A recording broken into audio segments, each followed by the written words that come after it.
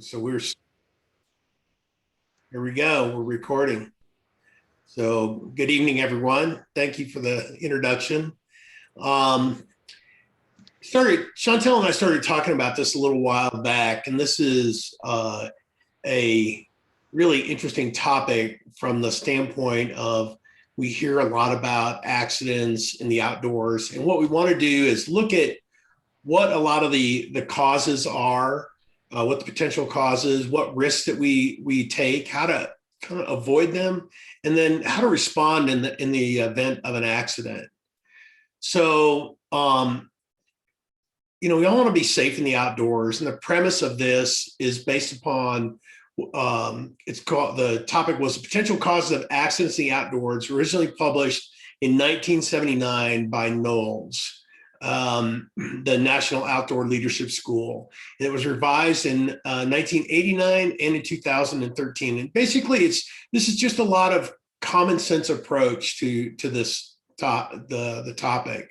So we're just going to cover some of these things. Like we'll talk about everyday risks, what some potential causes are, unsafe conditions, unsafe acts, errors in judgment, accident avoidance, and accident response. And we'll have some time for questions. And you can feel free to in the chat, you can open up the chat window. And if you have a question that you think about, go ahead and write it in the chat. We may address it at that point in time, or may address it towards the end.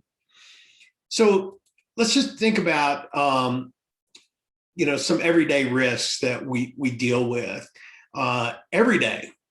We get in our cars. We don't think subconsciously that we're going to be getting into an accident. You put on your seatbelt, and none of us think that we're going to be in a fatal car accident. And most likely, if we are involved in one, it's not of our own doing. So we mitigate those risks by putting on our seatbelt, locking our doors, and having a vehicle in good working order and good tires. And then when we go into the mountains, and I don't know where that came from. Oh no. I don't know if you see the scribble on the screen, but wasn't intentional. When we go into the mountains, we're taking some larger than daily risk. I mean, climbing the stairs, coming down the stairs in the house, people fall, crossing the street, just walking. I mean, stepping off a curb. I've heard so many stories of people like not paying attention, stepping off a curb, breaking an ankle, stepping off a curb and getting hit by a car. It happens. There's hazards at work. I work at a national laboratory, and there's all kinds of hazards there, laboratory chemicals. We have big wind turbines. Things could fly off of them, and we have to go through extensive safety training to avoid those hazards. Playing sports is another thing that a lot of us do, and people get injured playing sports. Could be, cycling, bike crashes, things of that nature. We go out and we snowboard and we ski and we do all of these things a lot of times without thinking about, what the hazards are. And it's not to say overthink it and go, I can't do any of this anymore because there's too many hazards and I don't want to go out. I'm going to mute somebody there. Okay.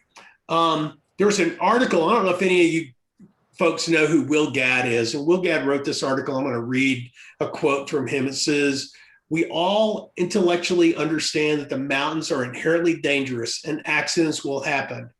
But most of us look at the odds and think, won't happen to me.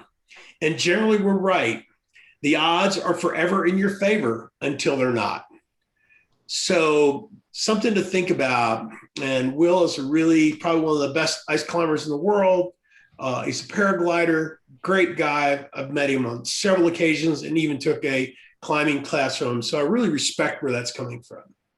So look at our first topic is unsafe conditions. And so here's just a few things like natural hazards. Those could be loose rocks or boulders, unstable terrain surfaces. And that could be just, scree or loose dirt.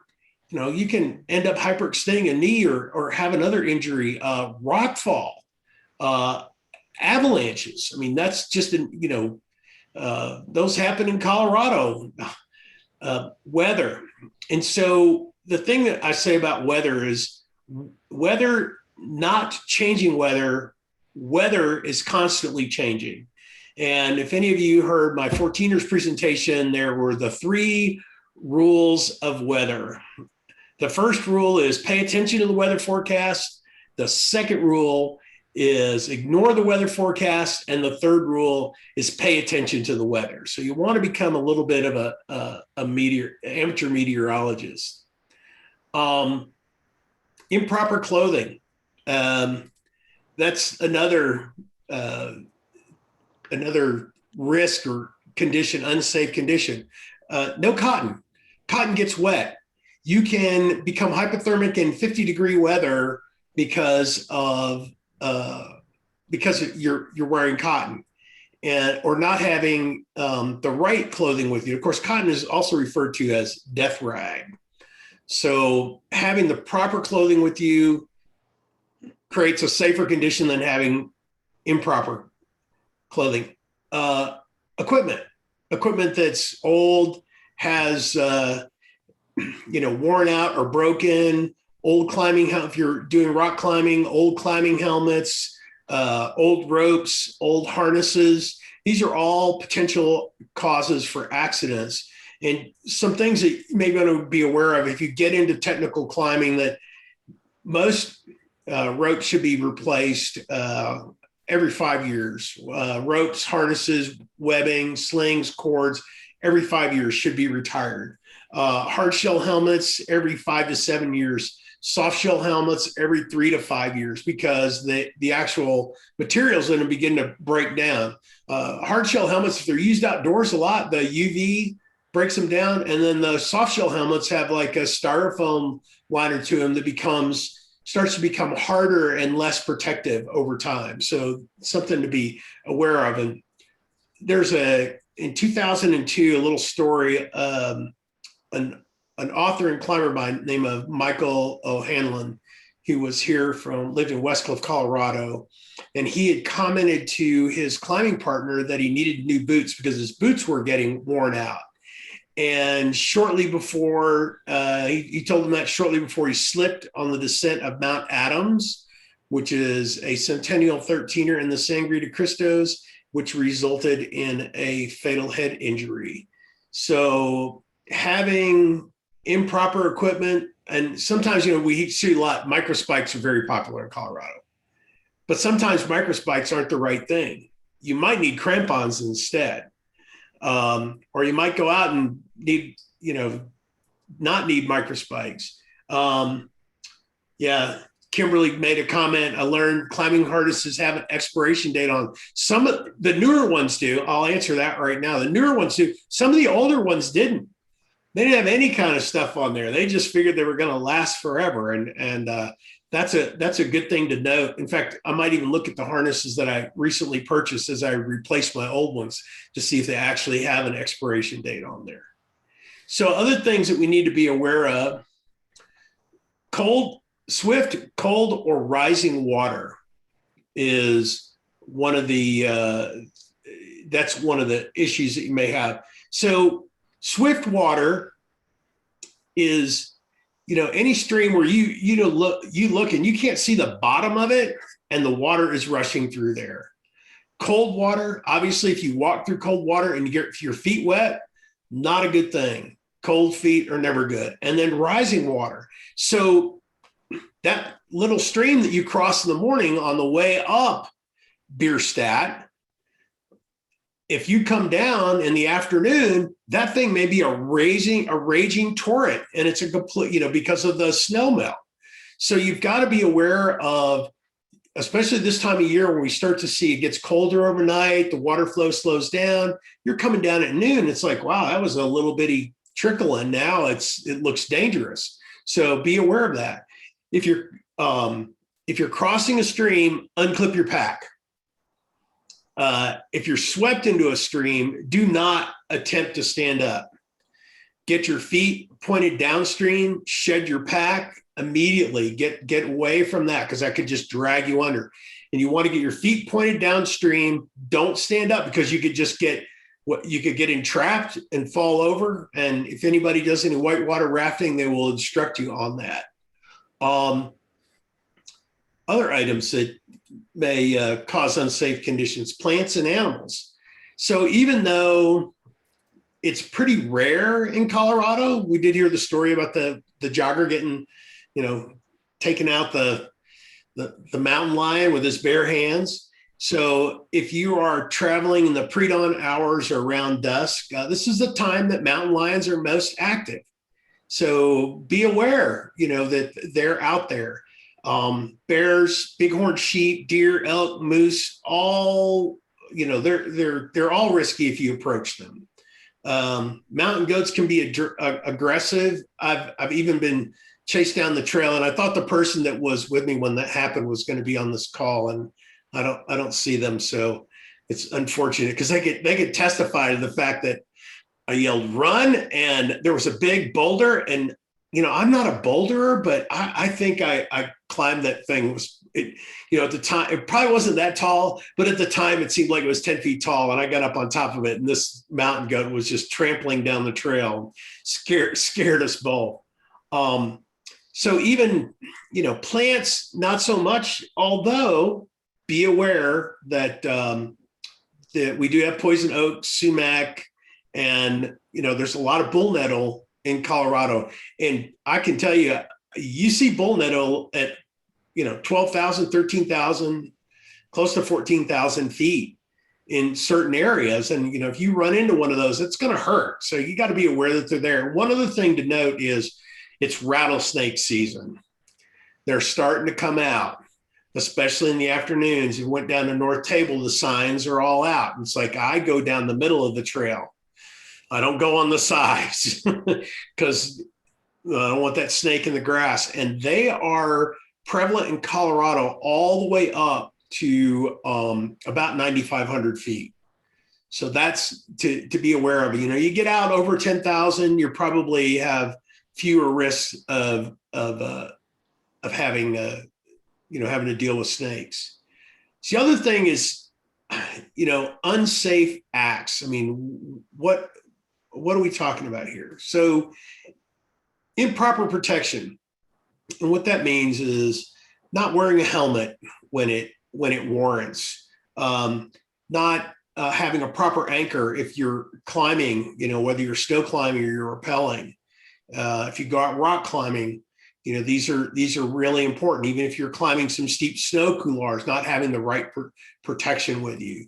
Lack of knowledge. I mean, this is just general. This could be anything, where you are, what you're doing, what equipment that you're using, and not knowing how to do that properly. And then just general knowledge of the area that you're in. Speed, too fast or too slow. So could be moving too fast across a boulder field and risk falling and risk a broken ankle or something like that, or a head injury, or moving too slow under an area where there's potential avalanche or potential rock fall. So your speed has to be based on your safety. And there's always this thing, speed is life in the mountains, and not always the case. Sometimes you have to be a little bit more cautious about where you are. And also moving too fast sometimes is when people they're barreling down the trail, and the next thing they do, they look up and they go, I don't know where I'm at. Lack of food creates an unsafe condition where you haven't had enough food to eat, you lose energy, you can become very irritable, and that causes the potential of having mistakes. Lack of hydration, pretty straightforward. You don't want to be dehydrated. Not having the right hydration, not having a backup plan, not taking enough, and then you're out of water, and there's no water to be had, or the water is pretty nasty and you don't have any type of filtration with you or any way to get more water. So, lack of food, lack of hydration, very, very important. And that comes into play, anytime, the easiest hike that you're on, not having the right food or water can create basically an unsafe condition. Lack of instruction, very simple. Not knowing how to use your equipment properly. How many times have I seen somebody with a climbing helmet or a bicycle helmet on backwards? I can't count them. And then reliance on technology. And this is kind of a double-edged sword. We'll talk about a little bit more, with the reliance on technology. You hear people say, oh, I got a GPS, I can't get lost. Well, do you know how to use it? Do you have spare batteries? Do you have a backup? Do you have a map? Do you have a compass? And you know what? You might have their GPS, but you could download the map to where you're going and put it on your phone. And then I know my iPhone has a built-in compass to it. So those can be used. And then if you're going to have a cell phone and you're carrying it with you, turn it off. Because if you need it and the battery's dead, it doesn't do you any good. It just becomes extra weight. And also the reliance on that cell phone as, hey, if I get into trouble, I can just make a phone call. Well, there's areas in Colorado you might not get a phone call out. You might be able to get a text out, but you might not be able to get a phone call. And it depends on where you are, who you're with, what your distance from civilization is. Some places, cell phone coverage is intermittent, or you have a spot or a PLB, a personal locator beacon. And if they're not properly serviced, they don't have batteries charged up. And I always say that, a lot of times I have a GPS and I never use it. I just know where I'm going. I've downloaded the maps for that area. I can pretty much navigate. I refer to doing map study. So I'm looking at the map beforehand. I have a general idea of where I'm going to go. And I may pull that map out or that GPS out and refer to it, go, okay, where am I in relationship to where I expect to be? So, good old fashioned map and compass, great to have, even though you've got all this other technology, it's a little extra weight in the pack, not much. And there's great places you can print maps from for free. You can print them on just a plain piece of paper and stick them in a plastic bag for the day, recycle the paper when you're done. So just remember that, if you do get into trouble out there, you do have to use this technology to get out. Don't think that the helicopter is going to show up. Rescue could be more than depending upon where you are, it could be more than a few hours or even the next day before a rescue can come in and get you. So the helicopter might not fly. They can't fly in all weather. And if anyone knows Allison Kirk, who's a local climber, she's doing her and her husband, John, are doing the Kirk Project. She wrote a reader book, On My Way Up. And it talks about how the helicopter landed and that before they could get her out, they had to leave because the weather was closing in. And it was a long, long day, and night before she was able to get rescued. So it was kind of a severe situation. So a few other things that we want to look at, like errors in judgment. And this comes down to really what causes errors in judgment. Well, first thing is fatigue. So if you don't have food, you don't have water, and you're tired, you might make that it really could lead to an error in judgment. And sometimes you have to stop and take stock of where you are and go, you know what, I got to get out of here. I can tell you from personal experience that a little tired and making an error in judgment put me into a very, very precarious situation. I ended up going down the wrong couloir on Crestone Needle, and it got to be a really serious situation. And when all of a sudden I got down and here's a rappel station, I'm going, I was in trouble.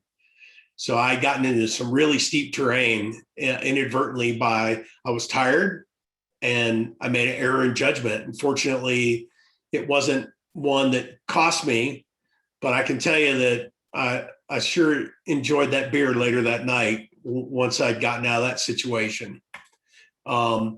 Distraction, you're walking along, talking to somebody, you get distracted, and the next thing you know, you step into a hole and you break an ankle, or you're not paying attention to where you are on the route. So being distracted can lead to judgment. Miscommunication. So if you're in a group of people and it's windy and you're trying to tell somebody to do something, tell so-and-so, make sure if you're the leader of that group, you tell everyone,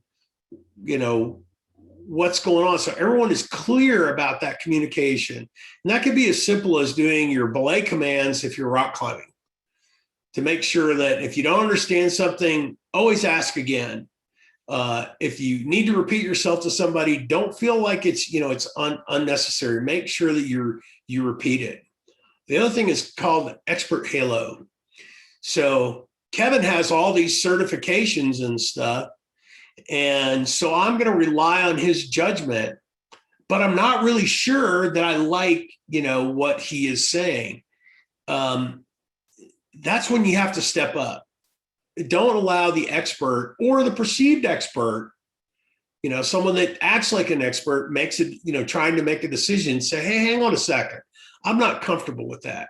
So you have to speak up and not allow that to be the case. And sometimes, you defer to that expert, but if you're uncomfortable with what they're doing, speak up. It's really important. So you don't want to allow someone else's judgment to put you in jeopardy. And this goes hand in hand with that. Ignore your gut instincts. It's like when I had a climbing partner, we were going to go meet and do Little Bear. And he had been down in the Sandias climbing, and I was on my way out, and we were planning our meetup, and he phoned me. He says, man, I just don't feel right. He didn't feel right about it. And he goes I'm sorry. It's like, I don't feel right about going to do this, and had a really rough climb in the Sandias and things didn't go good. And, and you know what? I didn't blame him 1 minute. It's like, hey, no problem. I better to be upfront about it, that he did not ignore his gut instincts, and wouldn't want him to go against that, because then it puts us both in jeopardy. And, in fact, that was probably, one of the smartest things he did. And then panic is another thing that happens to some people. And it's hard to control that always, but it could be a real or even a perceived danger. And a lot of times it's more perceived than a real danger. So be aware that someone in your group might panic and make a bad judgment call on that. It's like, we got to go this way. We got to go this way. And sometimes you have to be the voice that says, hang on a second, let's stop and think about this. So we want to try to avoid those errors in judgment. So the next thing is accident response. So accidents are probably going to happen. You may or may not be involved in one, but you may be around one or witness one. And the first thing, and this is like, if a circumstance arises where something is going horribly wrong, the first thing you want to do is try to stay calm. And because your calmness is infectious to the other people around you. Sometimes you're going to have people that are just going, crazy, and you may have to be the one to be the voice of reason and calm people down. If something happens, don't rush in, because you don't want to become an additional victim. And when I say assess the situation, it could be a matter of a few seconds to look and say, all right, is this okay for me to go in and help out? Do I have the training, the knowledge, and the equipment that I need to help out? Take inventory of your assets. And when I talk about assets, that could be anything, your trekking poles. If you have what can we use to resolve this this situation and make it better. And assets are people. Gather the people around you that you need to have to assist with the recovery of an accident. Get assistance, provide assistance. Again, what's your first thing?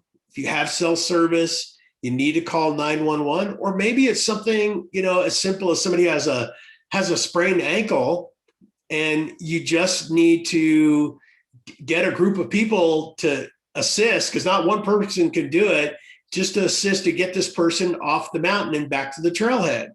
And so maybe a group effort. And there's been more than one story of somebody, spraining an ankle or fracturing an ankle, and then somebody providing first aid and a group of people assisting them back to the trailhead.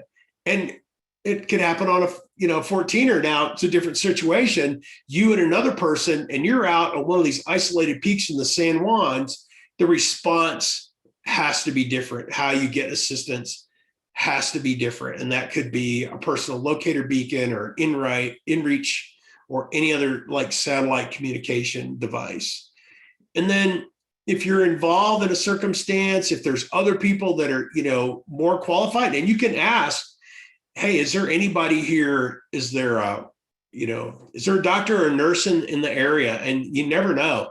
You might have an ER doc. You may have a nurse that works in a trauma center that could help. So, defer to others or ask for others. So if they're more medically qualified than you are, you can just sit there and say, hey, I will, let me help you I can help you in any way that you might need assistance. So this is pretty straightforward. And again, it's just a common sense approach. So accident avoidance, first thing is create a plan for wherever you're going. I mean, we're going down to Handy's. We've got a plan. This is where we're camping. This is what time we're leaving. This is the trailhead we're using. All these things. We're going to Mount Sherman. Any of these events basically have a plan to them. But if you're going out by yourself and you're doing something, create a plan and make sure that you share that plan either with your group or with somebody else that you know. I'm going to James Peak on Friday. So my partner, Jill, is going to have my plan. This is where I'm going to be. This is the trailhead I'm parking at. This is the vehicle that I'm driving. This is the license plate number. I will have my cell phone with me. I'll have my personal locator beacon with me. And my estimated return time is going to be X. And, once I'm out and said, hey, I'm done. I'm back to the car. I'm driving home. And anything like that. So with you're in a group, and you've got a plan, share it with the group, make sure everyone knows about it. This is a big one. Avoid the shortcut. So in 2017, there were 7 fatalities on Capitol Peak. A lot of people heard about them. And the majority of them were by people taking the shortcut. There is no shortcut on Capitol. There's only technical routes and ones that cliff out and the normal route. And it's unfortunate that not only did people perish on that mountain, but people ignored the fact that somebody had died the week before and you had another fatality. And I think 5 of the 7 were people that went basically down the same location and all perished as a result of it. So don't take the shortcut. If somebody says, I know a shortcut, it's like, no, we're going back the way that we came because that's the way I feel comfortable. Again, ignore the expert halo, don't ignore your gut, and speak up. Way to avoid those accidents. Develop what I call mountain sense. And this could be anything, anywhere you're at. If you're just hiking up Mount Falcon, if you're hiking up Mount Morrison, just a little bit of mountain sense. What you want to be aware of is the weather. I have topped out the top of a ridge and blue skies up above and looked to the direction that the weather was moving in and was like, oops, that's not good. because here comes the thunderstorm. I've been on a ridge line making a traverse, and all of a sudden I heard, I got blue skies up above me. I'm looking behind me and I hear the rumble of thunder, and I look behind me, and it's like, you've got two choices. You've got to find a way off of this ridge line, or you're going to be the highest electrically charged device on this ridge. And I had to find a way off. So, and it wasn't anything. It was early in the morning, and the storms moved in early, and they came from behind me. So again, it was like, pay attention to the weather. And I got down before the weather hit, and I'm walking back to camp in a hailstorm with my helmet on to protect my head. Changing the wind direction will oftentimes dictate, if you, all of a sudden it's like I'm going up and I'm on this great trail, and all of a sudden the wind goes from a light breeze in my face to a big wind from behind me. It's starting to, be aware of that. So it's kind of like the mountain, develop that mountain sense, terrain. Where am I at in this terrain? Where have I come from? It never hurts to turn around and see where you've been, so that you can know where you have to go back to. Sometimes if I'm in an unfamiliar area, even though I may have all my technology, I've got my map, I've got a compass, I've got a GPS, I've got my phone, I've got all this technology there, but it's simply stopping for a second when you get to maybe a turn in the trail, and turn around and look and say, okay, now I recognize there's a down tree right there. At that down tree, I got to go down. I got to need to take the trail that goes down to the right, not the one that goes straight across from there. So a lot of times it's just a matter of being aware of where you're at. So it's mountain sense includes everything, including terrain, potential hazards, wildlife, other people on the trail, any of that. One thing I will recommend, if you are a member of the American Alpine Club, is they publish an annual book called Accidents in North American Mountaineering. And I've been an AAC member since 2000. So I've read probably 4 or 5 of those books cover to cover. I've got, and it basically gives you an idea of what accidents have occurred. And it's a good reminder to read these. Some of them are published open source on the web, that way you can see what's happened to other people, which is very unfortunate, but it puts a mindset in there. It's like, I don't want this. I don't want to be involved in this kind of a situation. Learn the lesson from someone else's mistake. And unfortunately, a lot of these involve fatalities, and it's really sad to read the stories. But again, it's something to think about when you want to be safe in the mountains. So a couple quick things is we've got a 14er hike with Jerry Roach. If you're not familiar with Jerry, he wrote Colorado 14ers and 13ers Guide. He has several other books that are out. He's kind of a legend. So he was chasing Dick Bass to be the first person to do the 7 summits. He was actually, I think he was technically the second one to do it.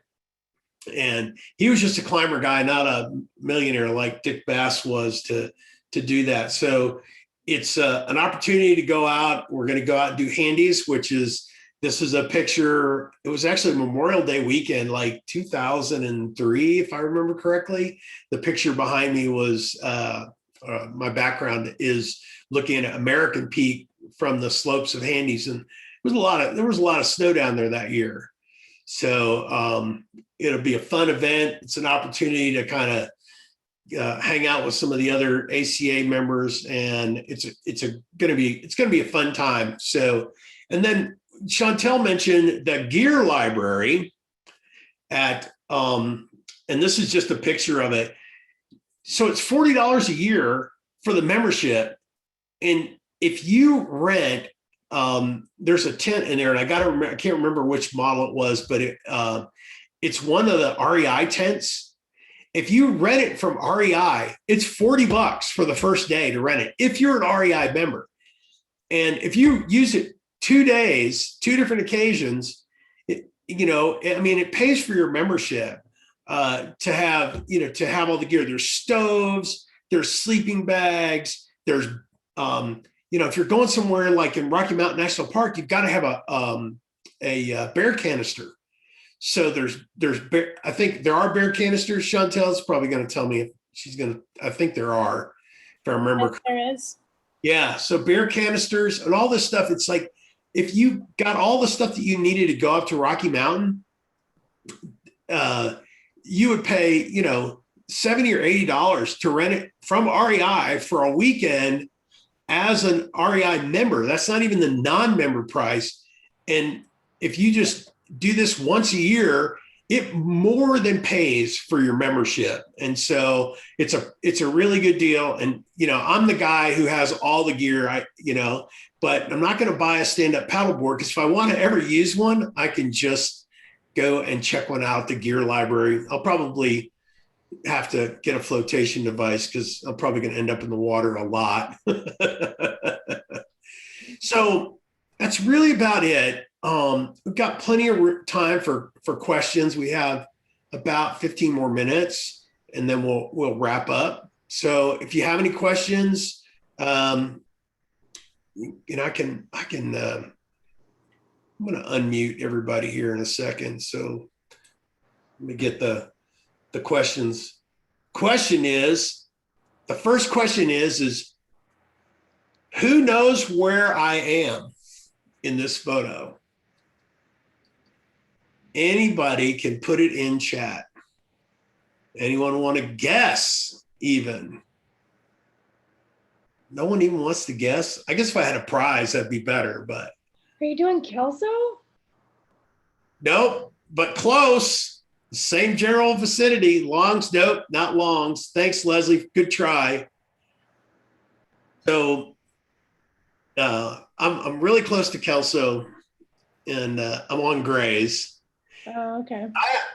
Close, but what's the other couloir, Sean, that's there? It's called the Lost Rat couloir. That's it. And it was topping out. People go, "Where's your ice axe?" Well, there's one in the pack, but if you can't see it in my left hand, it's completely buried. The snow was almost vertical at the finish of that, and that was like a fun day. But I want you to take stock of what you see in that pack. So there's actually a rope buried in the pack. I had a 30-meter rope in there, but notice there's another ice axe, and there's also a picket. There was an alpine harness stuck in there also. So not knowing exactly what we're going to need for that day, I made sure I took the right gear. We ended up only needing ice axes and crampons because of the conditions. But when we talk about being prepared and having gear and having the gear that you knew how to use, that was all part of it. So, but anyone have any questions? Feel free to type them in or raise your hand and we can unmute you. Wow, you guys are well educated. Can you touch on glissading and microspikes just a little bit? Because that might be something that some people don't know. Glissading and microspikes and crampons is a general no-no. If you drop a heel into the snow, you may just start tomahawking down the mountain because you may just come to a big time stop. It's just a matter of circumstance. Highly not recommended. You can glissade with just a trekking pole if you know how to use the head of the trekking pole like the head of an ice axe. But definitely, I would avoid glissading in either one of those, either microspikes or crampons. I see you, Leslie. She's turned her. What is glissading? Glissading? So yeah. Basically, it's a fancy term for sliding on your butt down the snow. And Oh, okay. you usually use an ice axe as a brake, and it's a skill that you need to be properly trained on. You can glissade there's standing glissade on boots, which the snow conditions have to be just right. But typically it's done in a seated position, and oftentimes you'll have a glissade track that people will use, and then sort of ends up looking like a toboggan run over time. So, but you definitely have to have something to stop yourself with, because depending upon what you're wearing, if you're wearing some really slick waterproof pants, you can get going pretty fast, or you can actually get going so fast that you can heat them up and melt them or tear them. So, you don't always want to glissade in your really nice high-end Patagonia pants. What kind of pants do you wear for hiking a 14er? Well, if you've done the 14er presentation we did, one of the things was okay. right clothing. Is like, of course, there's no cotton, so just like a synthetic hiking pant. And I'll give you a hint: if you don't have like synthetic pants or synthetic clothing, the Eddie Bauer outlet over in Colorado Mills Mall, I mean, typically all of that hiking and pants, jackets, down jackets, it's all like 50 to 60% off. I mean, you're talking going in there and you can get, their $100 pants a lot of times for $40 or $50, like even the convertible pants that's there. So I got a question: if you had a minor ankle injury and had a good range of motion, no bruising, no swelling, slight pain, and used trekking poles and supported boot, how would you personally wrap or treat the ankle for non-technical 14er? So, boy, that's, and Sarah just put in, Sierra has good deals on hiking clothes too. They do. You can go to the Eddie Bauer outlet and you can get a full outfit. You can get everything: jackets, pants, totally be outfitted. They have ski wear there and stuff, but both Sierra's over, there's a Sierra over off of Youngfield, and the Colorado Mills Eddie Bauer is the outlet store. So this is the tough one.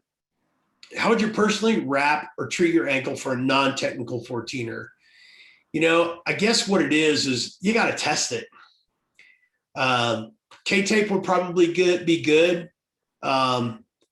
If you had compression socks, you could probably do it, but you're going to have to stick with something that's relatively thin. It's not like you can go in there with a big, gigantic, taped up ankle and get it into a hiking boot. It's almost like you have to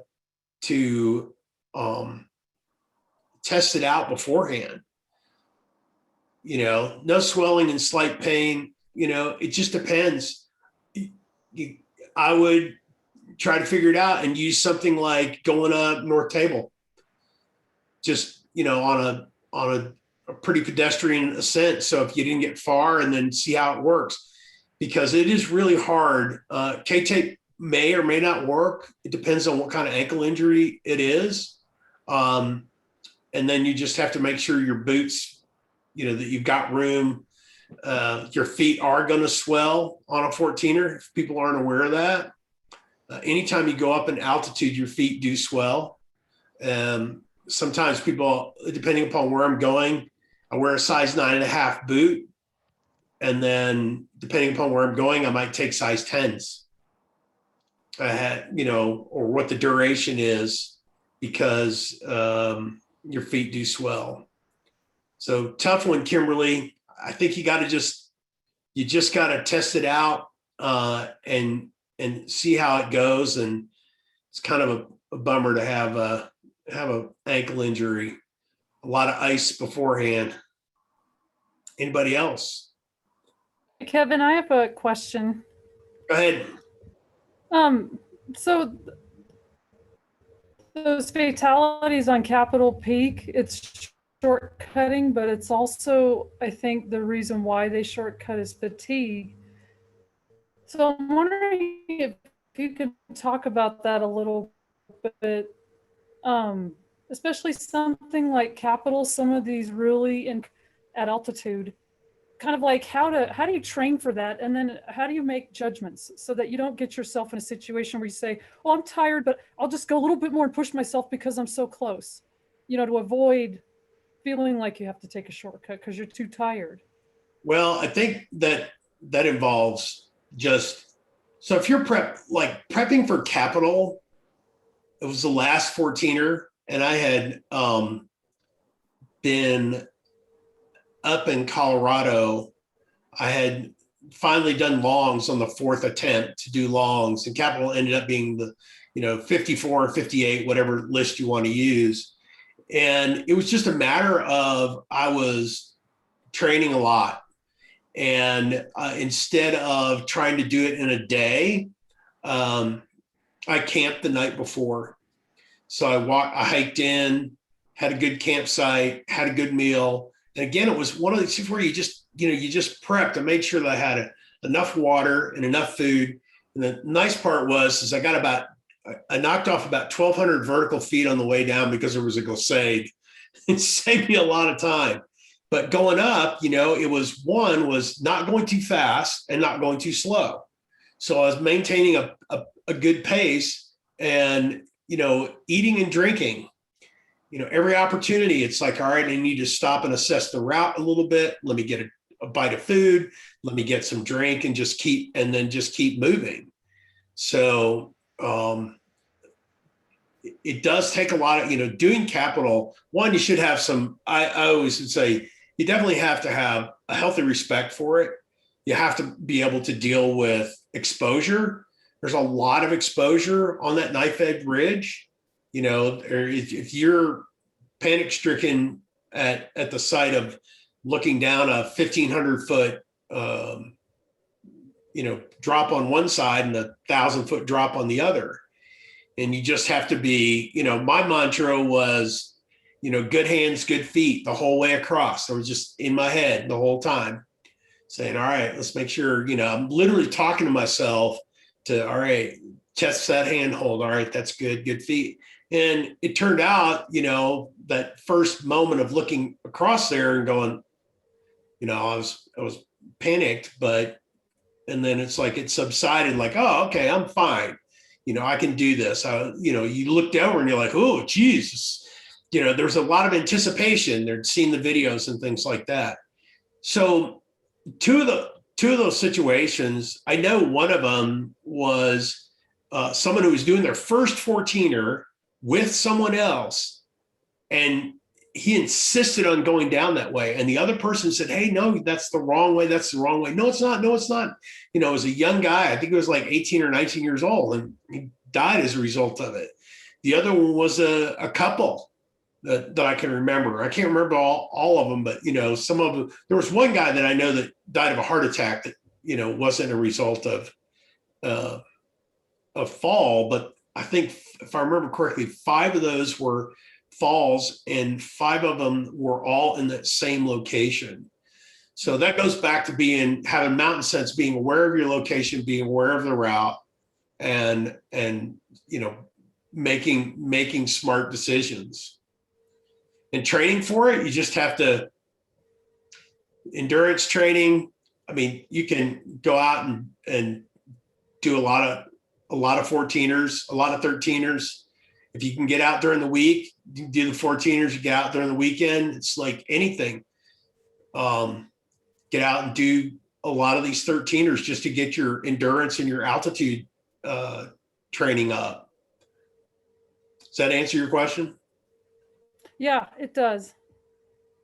Training's always the hardest part for me because it's getting myself trained for the altitude, but then the exertion at altitude. And then I think I'm doing okay, but then I wonder if there's always something I could do better. More altitude training. You better get ready. Island Peak's coming up. I know you want to go.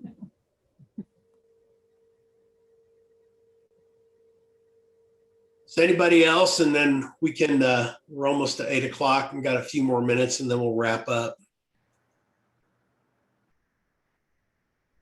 All right. Well, I want to thank everybody for taking time out.